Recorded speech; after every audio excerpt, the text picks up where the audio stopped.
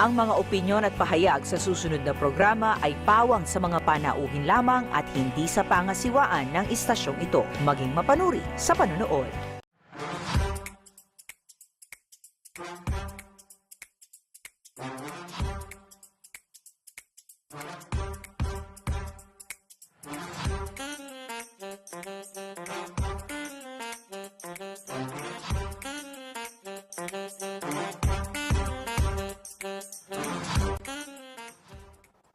Good noon mga kababayan! Maya Pogtupu Kabalen. Welcome po sa community program ng inyong paboritong CLTV 36. Ito po ang topic sa programang ito. Pag-usapan po natin ang iba't ibang patok at trending topic dito sa Central Luzon.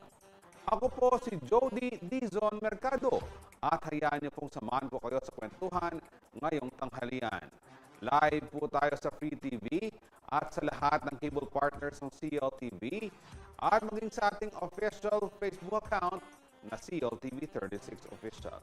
Today is February 24, 2023, araw po ng Biyernes. At ngayong araw na ito ay idineklara pong special non-working day bilang paggunita po sa EDSA People Power Revolution. And siyempre marami ang nagulat at ito ay bunsod sa sa rason na holiday economics, no. Ang dati po kasing petsa o ang talagang petsa ng holiday ay February 25 dapat. Araw po ng Sabado, bukas pa 'yan. Pero siyempre iniisip ng ating pamahalaan, no, na ilipat ng February 24, araw naman ng Biyernes, ang holiday, upang bigyan ang ating mga kababayan ng sapat na panahon na ma-enjoy ang weekend and syempre upang gulitain ang espesyal na okasyon na ito. Ito po ay sa nangyari noong 1986 EDSA People Power Revolution. So ano ho bang gawain nyo today? And syempre, at magbabalik po muna kami, wag ho kayong aalis.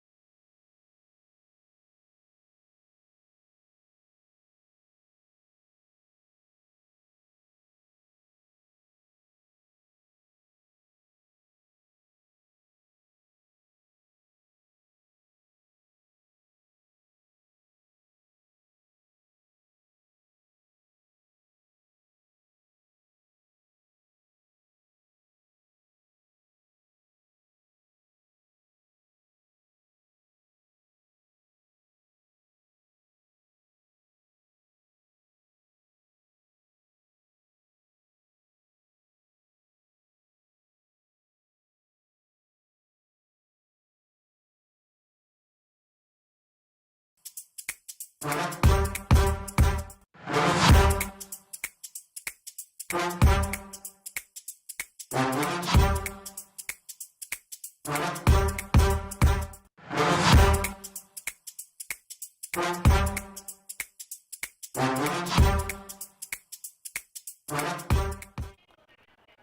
sa mga nakatutok po sa ating Facebook Live, nababasa niyo po ngayon ang ating topic question of the day na noing pagmaragul ning eskwela mo. Sagot-sagot na po sa ating topic question of the day.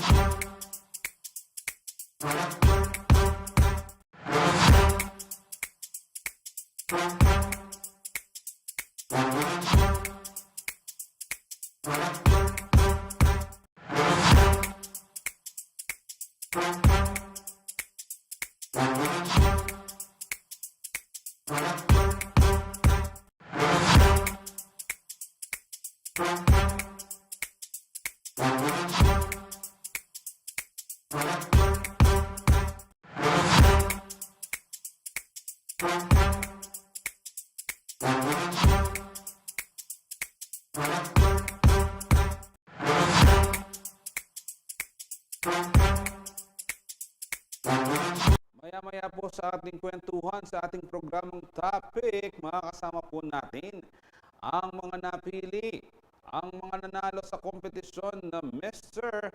and Miss Dabsu 2023. Kaya tumutok lamang po kayo sa ating programa.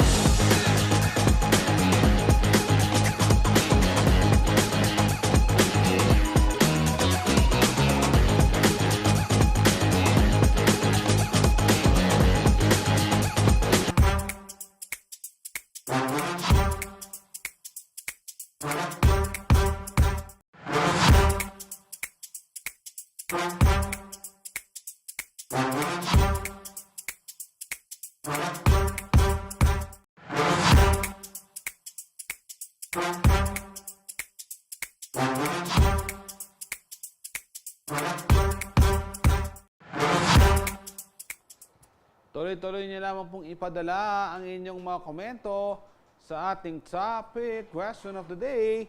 Nano ing pagmaragul ning eskwela mo?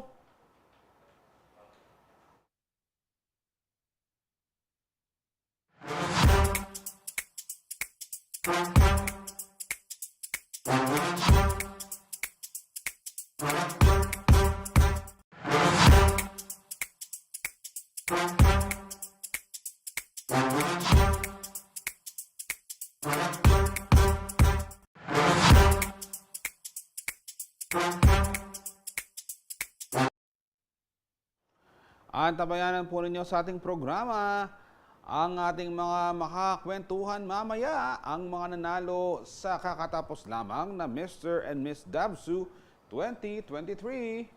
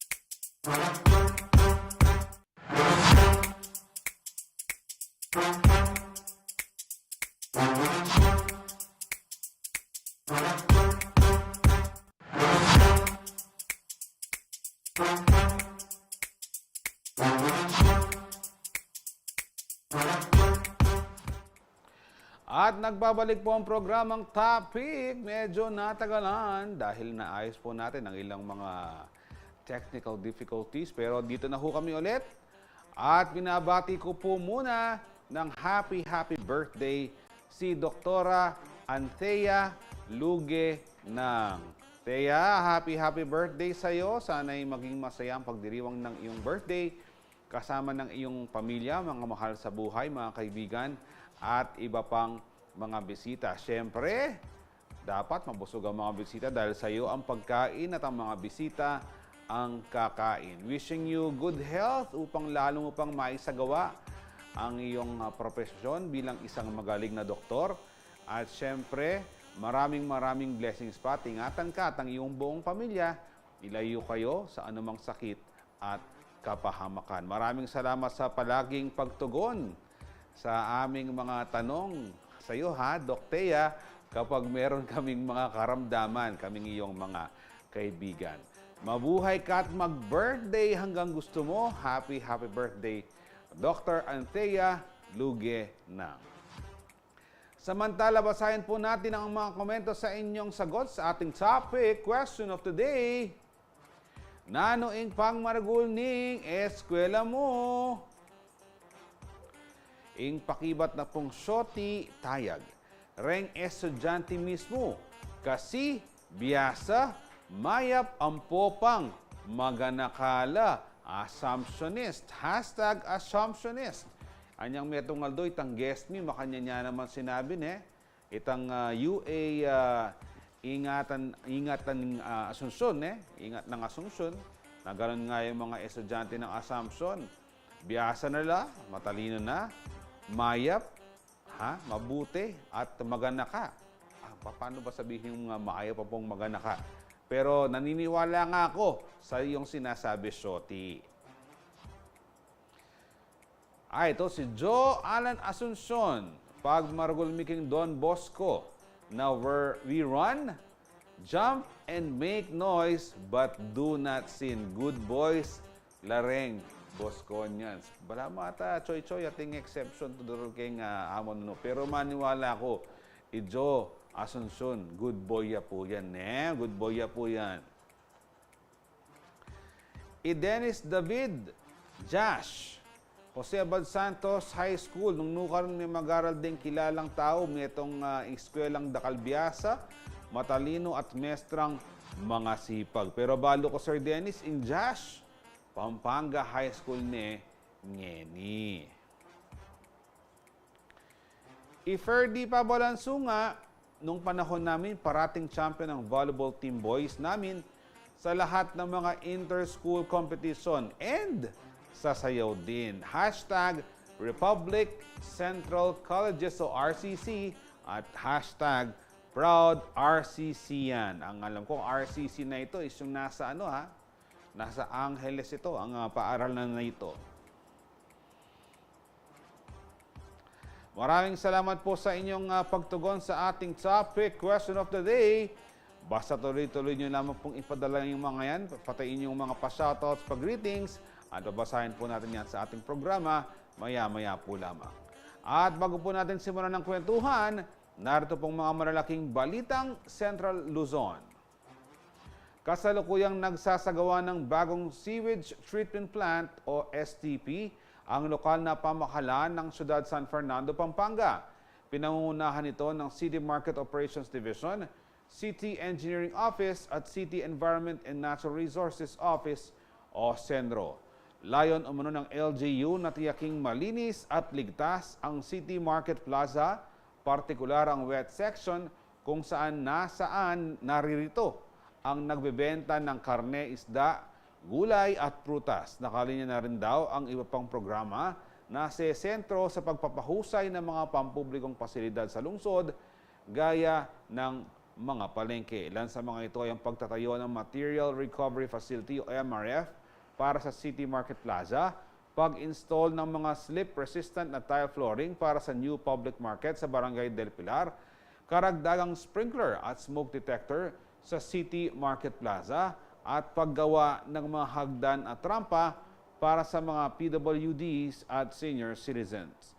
Samantala, inaasahan umanong maging operational ng sewage treatment sa lalong madaling panahon dahil isa ito sa mga hakbang para mapangalagaan ang kalikasan.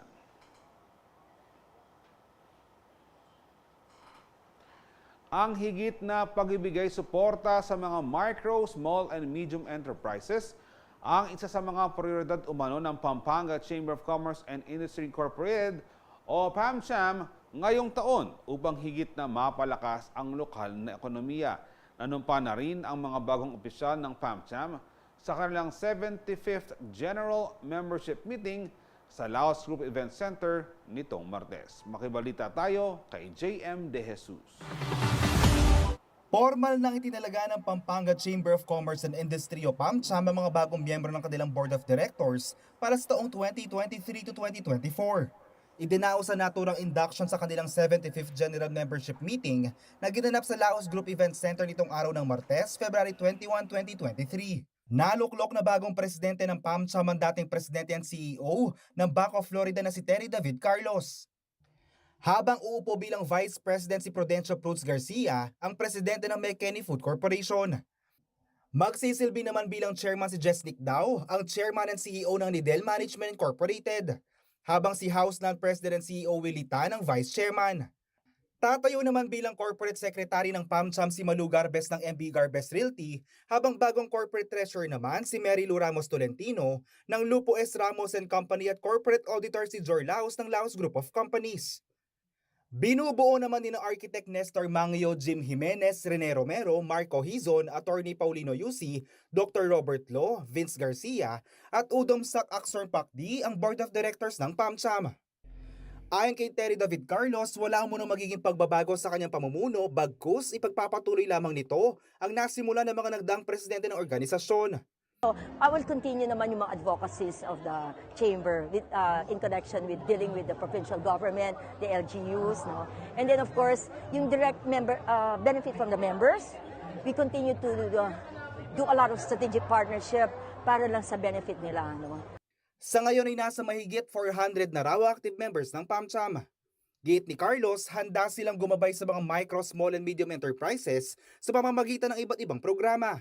The Embassy of India looks up to us. So, ano yun, no? It's a pride para i-consider nila yung Pampanga Chamber to offer benefits like bringing our MSMEs to India, to trade fairs, para for networking, familiarization of the products of India where they excel.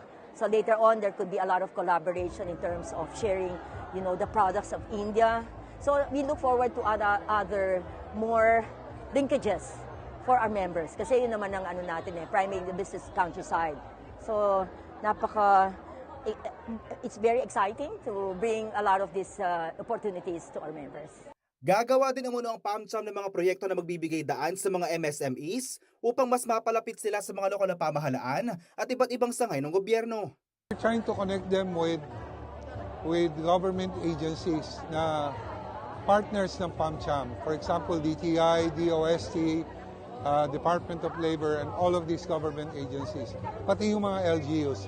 And we're glad that yung governor natin at vice governor, si Governor Delta, si Vice Governor Nanay, are with us at partners natin sila sa pagtutulong sa mga micro, small, and medium industries. Samantala, palalakasin pa raw ng organisasyon ng kanilang network upang mas marami pa mga oportunidad ang kanilang maibibigay sa mga negosyanteng Kapampangan. We encourage all the members, the new and old current members also, no, and to be inducted pa in the future na members, no. They will now see ano pa yung additional benefit of being part of Pampanga Chamber, which is networking, getting to know each other, introducing your company, finding new connections, no? So basically, yan yung gusto nating ma-achieve din during the PAMCHAM GMM today. Unti-unti na rin amunong nanunumbalik ang sigla ng negosyo sa Pampanga at mahigit 50% sa mga negosyante at businesses ay napagtagumpayan ng hamon ng pandemya. Ako si JM De Jesus, taga rito kasama nyo para sa CLTV 36 News. Atin to. Inihain sa Kamara nitong Martes, February 22, ang isang panukalang batas na magbibigay ng 2 araw na menstruation leave kada buwan sa lahat ng kabaihang nagtatrabaho sa pribado at pampublikong sektor. Layon umano ng House Bill No. 6728 ni Cotabato 3rd District Representative Alana Samantha Talino Santos na pahintulutan ang mga babae na may buwanang dalaw na magkaroon ng oras para magpahinga habang matatanggap pa rin ng mga ito ang 50% o kalahati ng kanilang daily rate o sahod. Ayon sa mamabatas, matagal na umanong ibinibigay ang nasabing pribilehiyo sa mga babaeng empleyado sa ilang bansa, gaya ng Japan, South Korea, Taiwan, Indonesia at Zambia. Bagamat pinapayagan ng ilang kumpanya sa Pilipinas ang menstruation leave, ito ay itinuturing na bahagi ng mga sick leave ng mga manggagawa. Ang mga employer na lalabag sa panukala ay papatawan umano ng 50,000 pesos sa multa o 6 na buwang pagkakabilanggo. Samantala, kasalukuyan na umanong nakabinbin sa Committee on Labor and Employment ang nasabing panukala.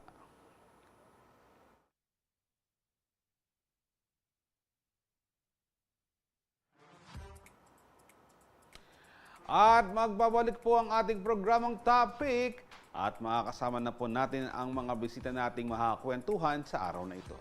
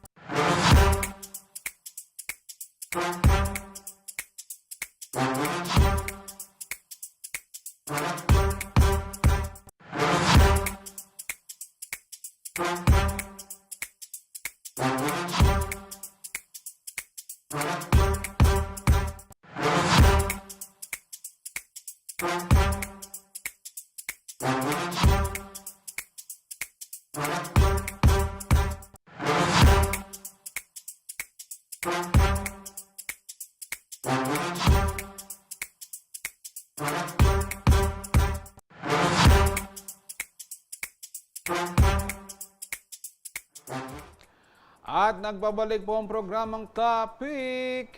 Happy birthday kay Sir J. Pelayo. Paring Jay, ngayong birthday mo, ano bang meron? Ano bang balak? Pero nakita ko kanina sa iyong Facebook ka post na sinurprise ka ng iyong mga kasamahan sa trabaho. Besides that, syempre ngayong kaarawan mo, ang dalangin namin na ibigyan ka pa ng malakas na pangatawan ng ating Panginoon and marami pang biyaya para sa iyong buong pamilya. Lahat sana ng birthday wishes mo ay matupad, paring Jay. At manatili ka sanang magaling na mamahayag dito sa ating probinsya. Mabuhay ka at mag-birthday hanggang gusto mo. Happy birthday, J. Pelayo.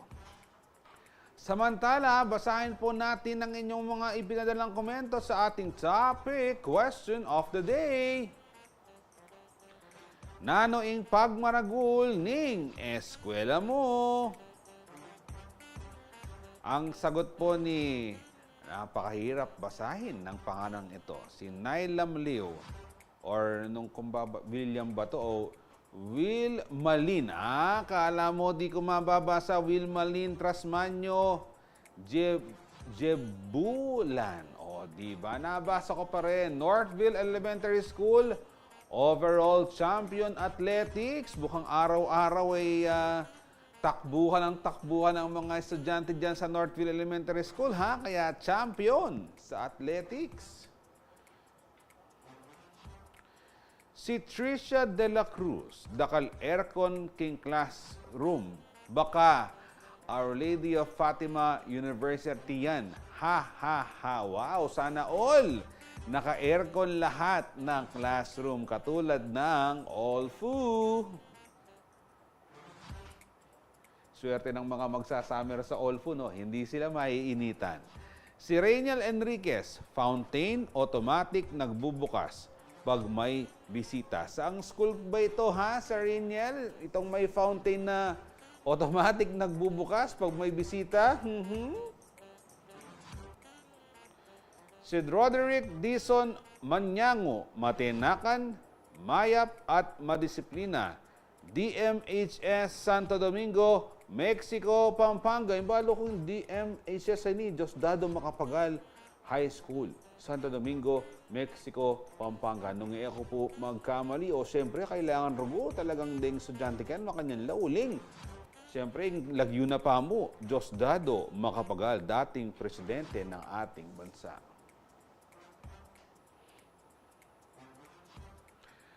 And continue sending your comments sa ating topic question of the day. Pati inyong mga pabate greetings, mga pa-birthday man yan. Babasahin natin lahat yan bago matapos ang ating programa. At sa ating pong kwentuhan, mula sa 28 kalahok sa Mr. and Miss Dabsu ngayong taon, nasungkit ni na Patrick Klein, Gigante mula sa College of Engineering and Architecture, at si Ercy Chongson ng College of Hospital Tourism and Management ang titulo bilang Mr. and Miss Dabsu 2023. Ito lamang February 14 Valentine's Day. Saktong araw ng mga puso, matatandaan na ito ang muling pagbabalik ng nasabing pageant makalipas ang 3 taon. Siyempre dahil naapektuhan ito ng COVID-19 pandemic. Paano nga ba gagamitin na Patrick at Ercy ang kanilang titulo sa pagsulong ng kanilang mga advokasya? Yan pong ating aalamin sa kanilang pakikipagkwentuhan sa ating programa. Unahin po natin si Patrick. Patrick, welcome sa topic. Kamusta ka?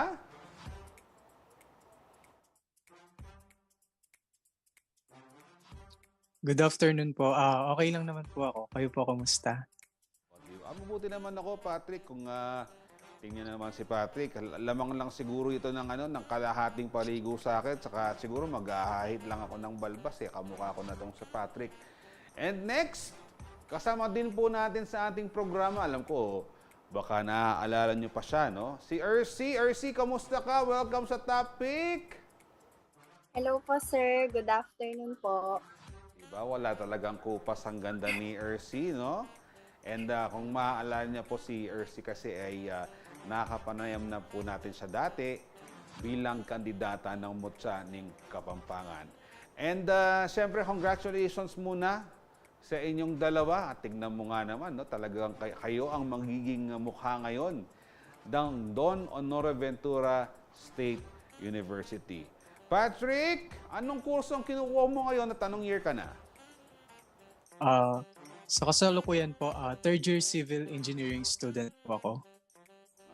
Okay. And Patrick, kamusta naman ang iyong pagkuha ng civil engineering sa DABSU? Alam ko, ang DABSU kapag sinabing nag-aaral ka dyan sa engineering, medyo bala mo kaya sabihan lang, magagaling daw ang mga engineers na natatapos dyan sa DABSU. Okay lang naman po. Bumalik na po sa dating setup po, which is yung face-to-face po, and mas nabibigyan na pong pansin yung studies po namin through the interaction of student and teachers po sa four-cornered room po.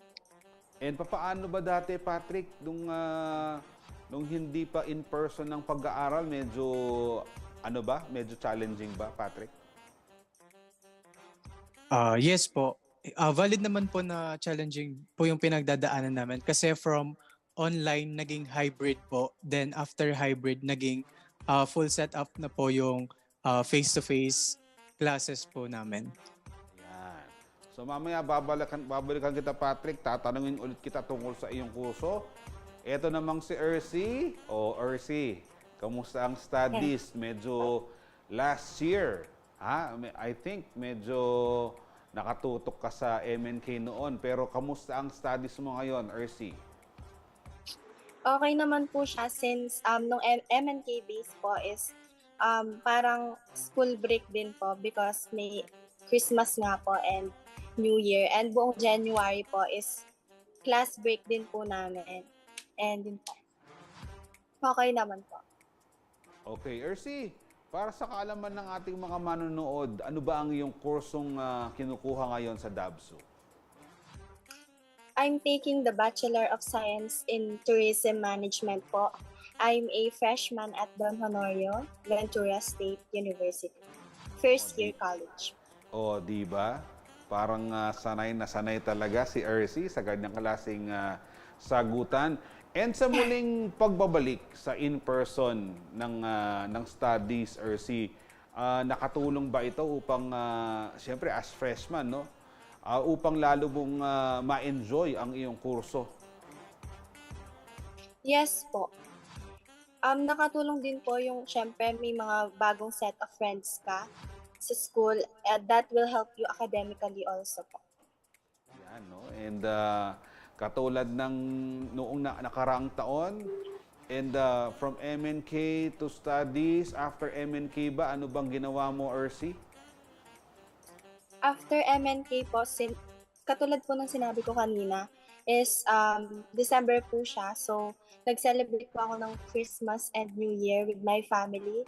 And buong January po, wala namang classes. So, in-spend ko rin po yun to rest, of course, from MNK and to spend more time with my friends, especially my best friend, Raisa.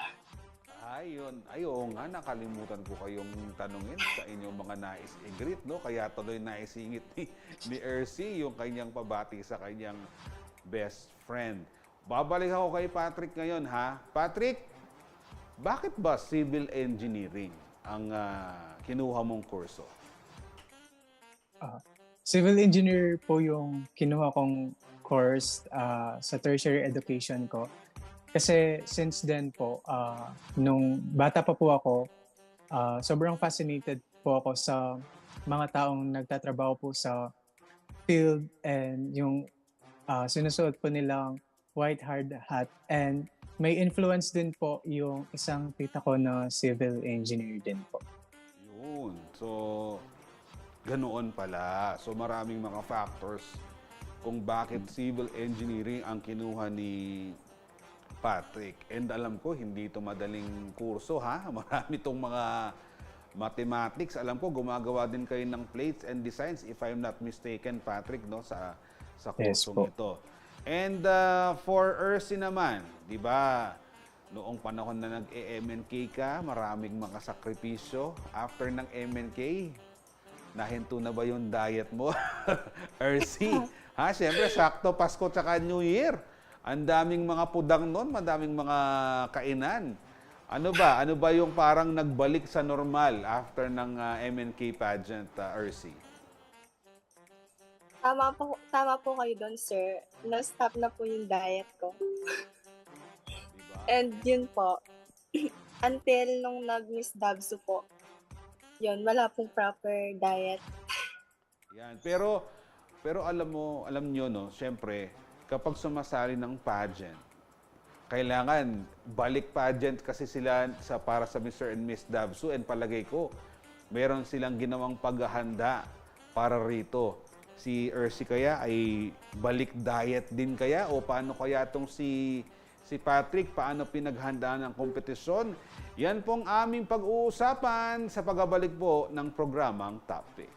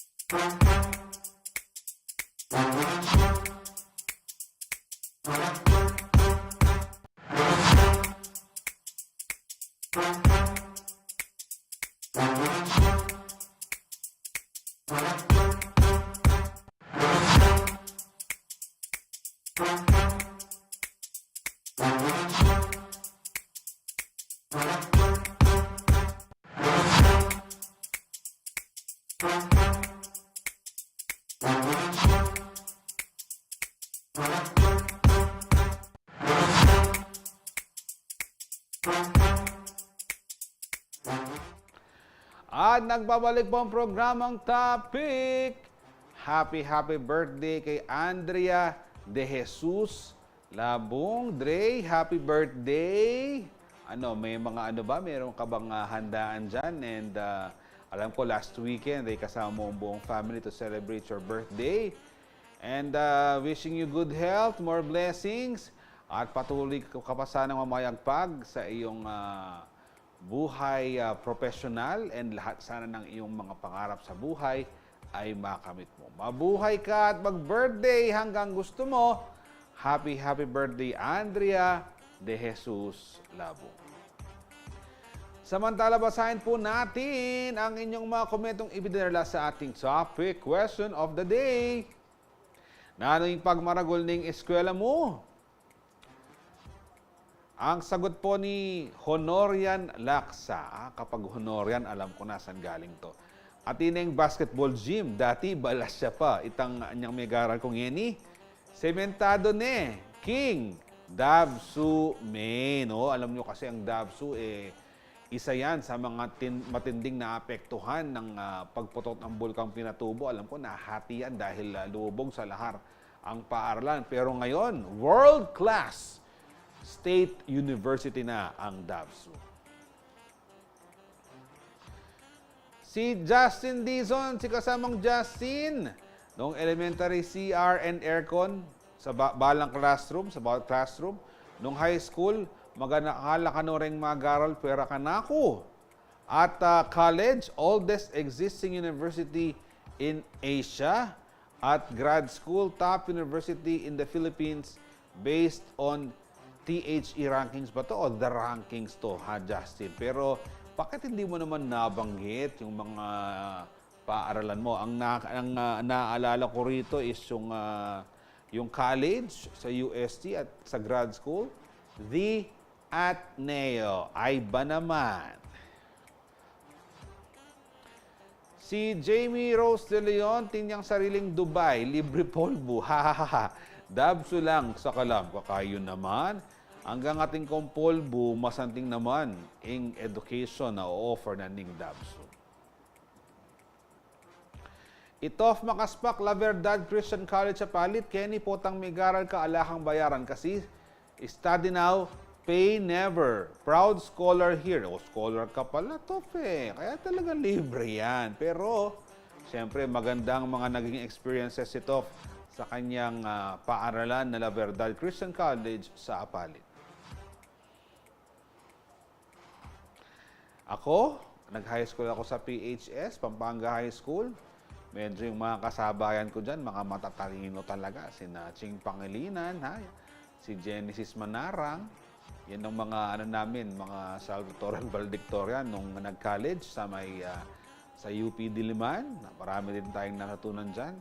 At siyempre, proud ako dahil mga mga kilala at established educational institutions ang mga yan. At kasama pa rin po natin sa ating programa si Patrick at si Ercy. Patrick, papaano ka ba naengganyong sumali sa mga pageant katulad ng Mr. and Miss Dabso? Actually, hindi po talaga ako into pageants eh. Pero may isang teacher po ako na nag-push sa akin way back 2017. At sinalihan ko po yung first pageant, which is yung King and Queen of Quezon Promenade po. Yun po yung nung nag-high school po ako sa Santa Cruz Academy of Lubao Incorporated. Hanggang sa nagtuloy-tuloy na po siya. And then this year po, yung sa Mr. Dabsu 2023, actually wala pa po talaga akong balak na mag-join this year. Kasi nga po, kakabalik pa lang niya. Pero may mga friends po ako na nag-push po sa akin to join. And ayun po, napilit naman po nila ako. Mong or wala sa ano mo yung sumali sa pageant dahil sa totoong buhay ba mahiyain ka, Patrick, ha? Hindi naman po. Hindi po kasi ako ganun kumbaga fan po nung sa mga pageants po. Talagang focus lang po ako sa academics ko noon. Naman baka siyempre importante yung pag-aaral muna and yun ang inuna ni Patrick. Pero Patrick, hindi ba naman nasakripisyo ang iyong pag-aaral noong sumali ka naman sa pageant na sa Mr. and Miss Dabsu? Hindi naman po siya kasi po, sabi nga po ni Ercy kanina, nagkaroon po kami ng Christmas break and semestral break po. Kaya yung free time po namin during that time, naging rehearsal days po namin siya sa preparation for Mr. and Miss Dabsu po. Ayun po.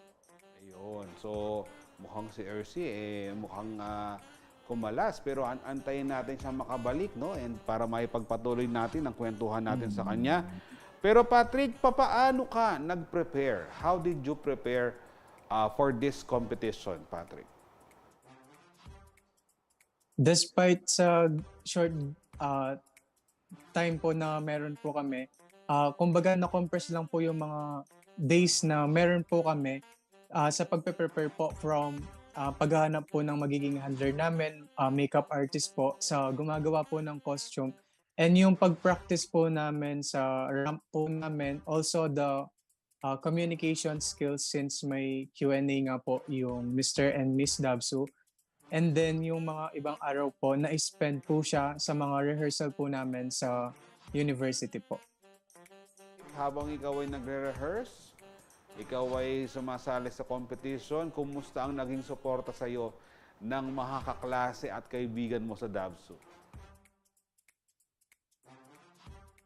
Sobrang sarap po sa feeling na meron kang magandang support system mula sa kanila, kasi naging factor din po siya para ma-boost po yung confidence ko, and alam ko po na yung bawat ginagawa ko supportado po nila ng mga classmates ko, and yung college po namin, yung College of Engineering and Architecture, talagang full support po sila until the coronation night po. Alright. Patrick, ano ba ang, siyempre may mga talent portion yan. Ano ba ang pinakita mong talento nung sa talent portion ng Mr. Dabsu? Wala man pong talent portion yung sa pageant po namin. Uy, anong ginawa niyo doon? Talagang rumampa lang talaga. Q&A lang ba, Patrick? Nagkaroon po kami ng free speak competition a week before po nung coronation night. And then yung doon po sa free speak competition, meron pong 4 rounds doon. Yung sa opening statement po namin, yung expound the word, then yung advocacy po namin, then lastly po is yung sa Q&A po during free speak competition. Then yung sa 14 po, coronation night na po yun. Speaking of Q&A, naaalala mo pa yung tanong na ibinigay sa iyo ng Q&A portion ng competition? Yes po. Yung sa tanong po is about po siya dun sa pagkakaroon po natin ng makabagong teknolohiya, kumari po yung sa artificial intelligence, ganon. And paano daw po ba natin masisigurado na yung information tama po. So yung naging tugon ko po dun sa question is maging responsable po tayo kung ano po yung binabasa natin, and kung at the same time kung ano po yung sinishare natin sa ibang tao. Kailangan po kasi ngayon, sa panahon ngayon, kailangan po factual based po yung mga information na meron po tayo, kasi doon po nag-i-start yung misunderstanding or miscommunication sa ibang tao kapag hindi po tama yung pinag-share po natin na information. Ayun, so napakaganda naman pala ng tanong na ibinigay kay Patrick. At syempre, kasama pa rin natin si Ercy, no? Ercy, katulad ng naging tanong ko kanina, balik ba? Balik sa sakripisyo ba nung muling sumali ka sa Dabsu, Miss Dabsu? Dahil nung MNK may diet yan, may yung mga walking pa yan. Ganoon din ba ang naging preparasyon mo for Miss Dabsu? So, preparation ko po for Miss Dabsu, much lighter na po siya ngayon. Hindi na po katulad ng MNK days. Nung Miss Dabsu po, hindi na po ako nag-practice ng ramping. Finokus ko na lang po is yung question and answer portion po. And also, yung pinaka-sacrifice po nun is yung travel ko from Magalang to Bacolor. Every rehearsals po. And syempre, nung ikaw ay napiling Miss Dabsu, ano ang pakiramdam nung ikaw ay nandoon na sa harap ng entablado at tinawag ang pangalan mo? Anong pakiramdam, Ercy? Of course, masaya po because hindi po ako nanalo, not just for myself, but of course for my college department. O, di ba? And mayroon ka pa bang ibang awards na nakuha, Ersi, besides sa pagiging Miss Davsu? Yes po, I got the Miss Photogenic Award po. Best in Production Wear, Best in Swimwear, and Best in Long Gown po. Ayun, kakaunti lang naman palang inuwing award nitong si Ersi. How about you, Patrick? May mga ibang awards ka rin ba na naiwi besides sa pagiging Mr. Davsu? Yes po, isang special award po which is yung People's Choice Award po. Ayun. So Patrick, ano ang next plano mo ngayon? Do you plan to join other pageants outside school? May nilook forward po ako this May 2023. Pero before po noon, kailangan mag-focus muna po ako sa academics ko. Ayun po. Ano pa rin, talagang pag-aaral pa rin muna ang pagsisikapan ni Patrick bago doon sa kanyang pinaplano sa darating na Mayo. How about you, Ersi? Ano ang plano mo niyan? Are you planning to join other bigger pageants as well? Baka binibining Pilipinas na. O kaya, Miss Universe, Ersi, ha? From this moment po, wala pa naman po. I'm just focusing on my studies po. And mali po natin a year or a two from now, makasali po ako sa national pageant. Yan. And ito na ha, bago tayo magtapos sa ating programa, itatanong ko muna sa inyo ang ating topic question of the day. O unahin ko na kay Patrick. Patrick, ano ba nanuyaing pagmaragul ning kekang eskwela?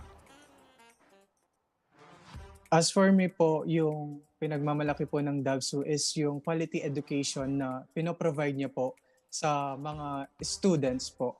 I am a product of senior high school department. Sa Davsu po ako nag-aral nung senior high school. And tinuloy ko po yung tertiary ko sa Davsu po. And masasabi ko po talaga na nagpo-provide po ng quality education yung Davsu para maging globally competitive individual po kami in the near future. Ayan, ito naman. Siyempre, alam ko, nakapag-practice na to itong si Ersi. Parang nung unang interview lang niya, alam na, bibigyan kita ng pang Miss Universe question. Ersi, bilang ikaw ngayon ang may hawak na tito ng Miss Davsu, paano mo ito gagamitin upang makapag-inspire at makatulong sa mga kapwa mo estudyante? Candidate number 1, Miss Ersi Chongson, go ahead with your answer, please. As for me po, since nabigay na sa akin yung Miss Davsu crown, mai-inspire ko po sila the way I live my life as a youth. So, gagalingan ko po sa studies ko as well as living my life with full of passion and hope and aspiring them that they can do it as well. Next naman, talagang kung ilalaban talaga itong si Ersi sa iba pang kompetisyon, ready na siya. Maraming salamat, Patrick and Ersi. Sana'y marami nga ang ma-inspire sa inyong pagkapanalo sa Mr. and Miss Davsu, hindi lang sa larangan ng pageant, kundi sa larangan din ng inyong pag-aaral. Good luck and God bless sa inyong dalawa. Oras na po para magpaalam. Maraming salamat po sa inyong panonood sa ating programang Topic, sa aking anak na si Harper Arabella at wife na si Patricia. Kaluguranda kayo. Ako po si Jody Dizon Mercado, taga rito kasama nyo, CLTV 36. Atin to.